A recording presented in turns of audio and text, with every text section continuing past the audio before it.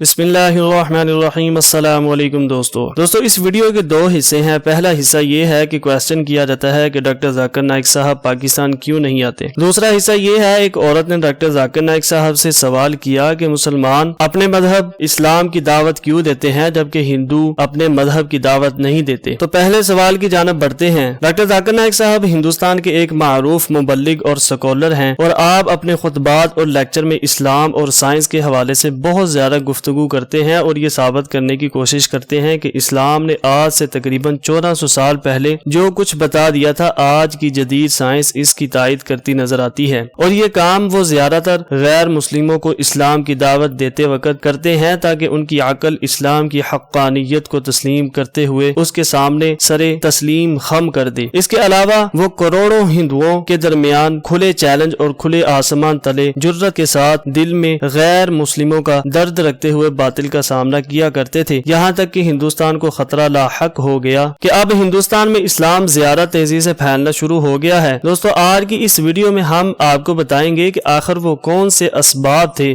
جس کی وجہ سے ڈاکٹر ذاکر نائک صاحب کو ہندوستان چھوڑ کر جانا پڑا، یا پھر ڈاکٹر ذاکر نائک صاحب کو انڈیا چھوڑ کر جانے پر مجبور کیا گیا، اور آج وہ انڈیا کو کیوں مطلوب ہیں۔ اس کے ساتھ ساتھ آپ کو یہ بھی بتائیں گے کہ ایسی کیا وجہ ہے وہ ساری دنیا میں تو تبلیغ کے لیے جاتے ہیں لیکن پاکستان میں تبلیغ کے لیے نہیں آتے۔ دوستو ویڈیو کی طرف بڑھنے سے پہلے آپ سے گزارش ہے کہ آپ ویڈیو کو اینڈ تک دیکھیں تاکہ آپ کو سمجھنے میں آسانی ہو۔ یہ ویڈیو آپ کی آسانی کے لیے انگلش سے اردو میں ٹرانسلیٹ کی گئی ہے تاکہ آپ آسانی سے سمجھ سکیں۔ وقت ضائع کیے بغیر بڑھتے ہیں آج کی اس ویڈیو کی جانب۔ دوستو 1991 کے بعد ہندوستان میں ڈاکٹر ذاکر نائک صاحب کے اجتماع میں دیگر مذاہب کے لوگ بھی شرکت کرنے لگے۔ اس کے بعد کچھ انتہا پسند مذہبی جماعتوں کی جانب سے ڈاکٹر ذاکر نائک صاحب کے خلاف باقاعدہ ایک تحریک شروع ہوئی، یعنی بھارت سرکار کی طرف سے 2016 میں ڈاکٹر ذاکر نائک صاحب پر منی لانڈرنگ کا الزام لگایا گیا۔ منی لانڈرنگ اور بھارتی مالیاتی تحقیقاتی ادارہ جو کہ وزارت ہندوستان کے تحت کام کرتا ہے، اس ادارے نے ان پر یہ الزام عائد کیا کہ ڈاکٹر ذاکر نائک صاحب کے پاس $28 ملین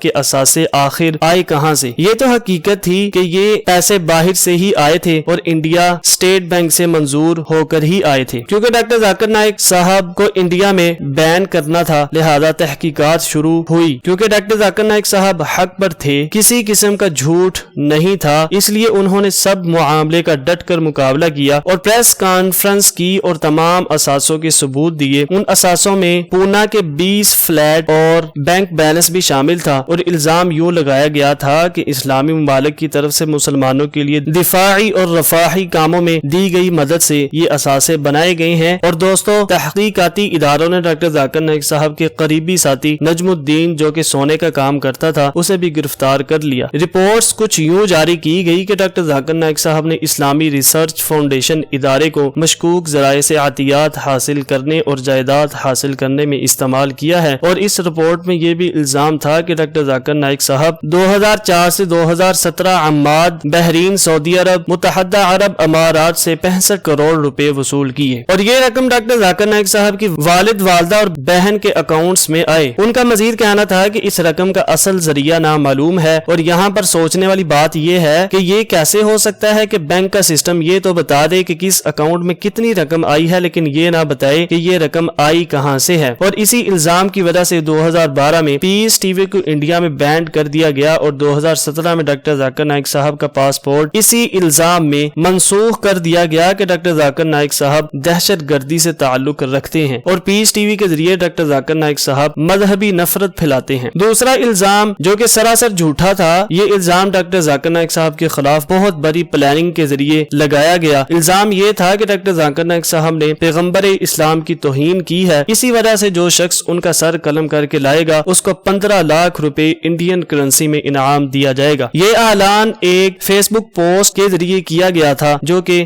حسینی ٹائیگر گروپ کے صدر سید قلب حسین نقوی کی طرف سے تھا، اور سید قلب حسین نقوی کے بیٹے نے ڈاکٹر ذاکر نائک صاحب کو کافر قرار دیا تھا، جو کہ سراسر انڈیا سرکار کے حق میں فیس بک پوسٹ تھی۔ یہ تو تھے ڈاکٹر ذاکر نائک صاحب پر لگنے والے کچھ الزامات جن کا ہم نے آپ سے ذکر کیا۔ یہ وہ وجوہات تھیں جن کی بنا پر ان کو انڈیا چھوڑنا پڑا، کیونکہ اب وہاں ان کی جان کو خطرہ تھا۔ دوستو اب آپ کو بتاتے ہیں کہ ڈاکٹر ذاکر نائک صاحب سے یہ سوال اکثر پوچھا جاتا ہے کہ ڈاکٹر ذاکر نائک صاحب پوری دنیا میں گھوم کر اسلام کی تبلیغ تبلیغ تو کرتے ہیں لیکن وہ اس کام کے لیے پاکستان کیوں نہیں آتے؟ یہی سوال ایک مرتبہ مشہور مذہبی سکولر ڈاکٹر اسرار احمد سے بھی پوچھا گیا کہ آخر ایسا کیا ہے کہ ڈاکٹر ذاکر نائک صاحب پاکستان کیوں نہیں آتے؟ اس پر ڈاکٹر اسرار کا کہنا تھا کہ میں اگر ڈاکٹر ذاکر نائک صاحب کی پاکستان آنے کی بات کروں تو یہ بات سچ ہے کہ وہ پاکستان آنا ہی نہیں چاہتے۔ ڈاکٹر اسرار احمد کا مزید کہنا تھا کہ ڈاکٹر ذاکر نائک صاحب کہتے ہیں کہ ہمیں ابھی تک بھارت کی حکومت نے کچھ نہیں کہا ہے، کبھی ہمیں تبلیغ کے لیے پریشان نہیں کیا، کبھی تنگ نہیں کیا، لیکن ہمارے پاسپورٹ پر ایک مرتبہ پاکستان کا ویزا لگ گیا۔ اگر انہیں پتا چلا کہ ہماری ٹیم پاکستان آئی ہے پھر ہم یہاں مشکوک آدمی شمار ہوں گے اور ہمارے لیے مشکلات پیدا ہو جائیں گی، کیونکہ آپ بھارت کی چھوٹی اور پاکستان مخالف گھٹیا سوچ کو جانتے ہیں۔ جو ہی میں پاکستان آیا لوگوں نے مجھ پر دہشت گرد ہونے کا الزام لگا دینا ہے، اس لیے وہ دنیا بھر میں گھومتے ہیں، کبھی امریکہ جاتے ہیں، کبھی یورپ، اور سعودی عرب تو گویا ان کا دوسرا گھر ہے۔ اس کے علاوہ وہ دبئی بھی جاتے ہیں کیونکہ ان کی براڈ کاسٹنگ دبئی سے ہوتی ہے، اس لیے وہ کہتے ہیں کہ شاید مجھے یہاں آنے کے لیے ویزا تو مل جائے لیکن پھر اس کے بعد وہاں کی حکومت سے ان کا معاملہ خراب ہو جائے گا۔ یہ تھی وہ وجوہات جس کی بنا پر ڈاکٹر ذاکر نائک صاحب کو انڈیا چھوڑنا پڑا، کیونکہ بھارت سرکار خوف میں مبتلا ہو گئی تھی کہ جس تیزی سے وہاں پر اسلام پھیل رہا تھا وہ ان کے لیے خطرناک تھا۔ دوستو اب آ جاتے ہیں ویڈیو کے دوسرے حصے کی طرف، جہاں پر ایک عورت نے ڈاکٹر ذاکر نائک صاحب سے ایک بہت اہم سوال کیا اور ڈاکٹر ذاکر نائک صاحب نے اس کا کیا جواب دیا۔ دوستو ڈاکٹر ذاکر نائک صاحب سے اجتماع میں ایک ہندو عورت نے عجیب سوال کیا، لیکن ڈاکٹر ذاکر نائک صاحب نے اس کا جواب بہت خوبصورت انداز سے دیا۔ سوال یہ تھا کہ اس ہندو عورت نے کہا تھا کہ مجھے اس بات کی سمجھ نہیں آتی کہ مسلمان سب کو اسلام کی تبلیغ کرتے ہیں اور پوری دنیا میں ایک محنت چالو ہے کہ سب مسلمان ہو جائیں، لیکن ہم ہندو تو کسی کو ہندو نہیں بناتے یا ہندو ایسی تبلیغ نہیں کرتے کہ مسلمانوں کو ہندو بناتے ہیں۔ ڈاکٹر ذاکر نائک صاحب نے سوال کو دہراتے ہوئے جواب دینا شروع کیا۔ انہوں نے کہا کہ بہن کا اچھا سوال تھا، میں سمجھانے کے لیے سب کو مثال دیا کرتا ہوں کیونکہ اللہ تعالیٰ نے بھی کئی جگہوں پر قرآن پاک میں مثال دے کر سمجھایا ہے۔ مثال کے طور پر پرائمری اسکول کا لڑکا اور کالج کا لڑکا آپس میں ملتے ہیں تو کیا پرائمری اسکول کا لڑکا کالج کے لڑکے کو سمجھائے گا یا پڑھائے گا؟ ڈاکٹر ذاکر نائک صاحب کی یہ بات سن کر عورت خاموش رہی لیکن پورا حال تالیوں سے گونج اٹھا۔ پھر ڈاکٹر ذاکر نائک صاحب نے فرمایا، بہن میں نے آپ سے مشکل سوال نہیں پوچھا، میرا سوال آسان ہے۔ پھر وہ ہندو عورت بولی، کالج کا لڑکا پرائمری اسکول کے لڑکے کو پڑھائے گا؟ ڈاکٹر ذاکر نائک صاحب نے فرمایا کہ بالکل صحیح۔ انہوں نے کہا کہ ہم مسلمان لوگوں کی مثال کالج گریجویٹ کے لڑکوں کی طرح ہے اور آپ لوگوں کی مثال پرائمری کے اسٹوڈنٹ کی طرح ہے۔ یہ بات میں اپنی طرف سے نہیں کہہ رہا، یہ میں اس لیے کہہ رہا ہوں کیونکہ ہم مسلمانوں کو قرآن پاک میں اس کا ذمہ دار ٹھہرایا گیا ہے، اسی وجہ سے ہم ذمہ دار ہیں، چاہے ہمارے سامنے ہندو ہو،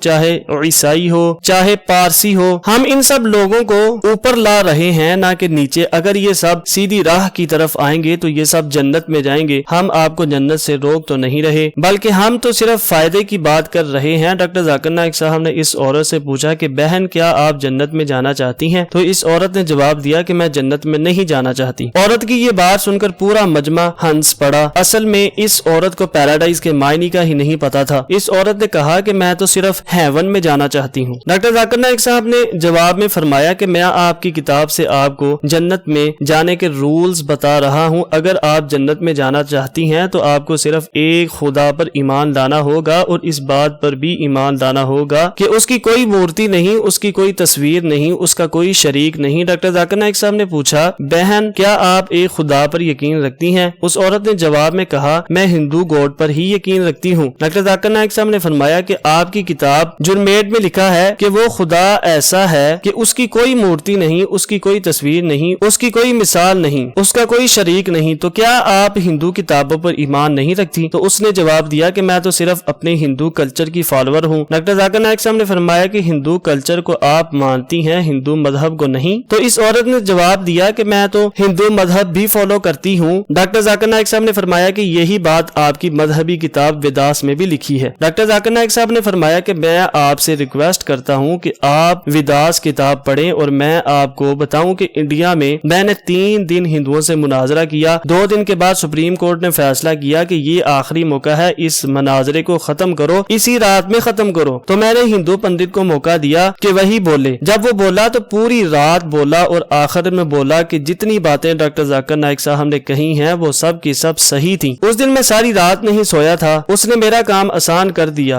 इसलिए आज मैं आपसे रिक्वेस्ट करूंगा कि आप आज घर जाएं। अगर आपके साथ कोई पंडित नहीं तो आप गूगल में जाएं, उस वक्त आपका पंडित गूगल ही होगा। इसका मुतालिया करें और फिर कल आकर मुझे सवाल करें। इंशाअल्लाह आपको जरूर इस्लाम की नियामत मिलेगी। दोस्तों आज की वीडियो यहीं तक थी। उम्मीद करते हैं कि आपको वीडियो पसंद आई होगी। अपनी राय का कमेंट बॉक्स में जरूर इजहार कीजिएगा। चैनल को अभी तक सब्सक्राइब नहीं किया तो चैनल को सब्सक्राइब करने के साथ साथ बेल आइकन पर क्लिक करके ऑल के ऑप्शन को जरूर सेलेक्ट करें। तो मिलते हैं फिर किसी नेक्स्ट वीडियो में, तब तक के लिए इजाजत चाहता हूँ। अल्लाह हाफिज।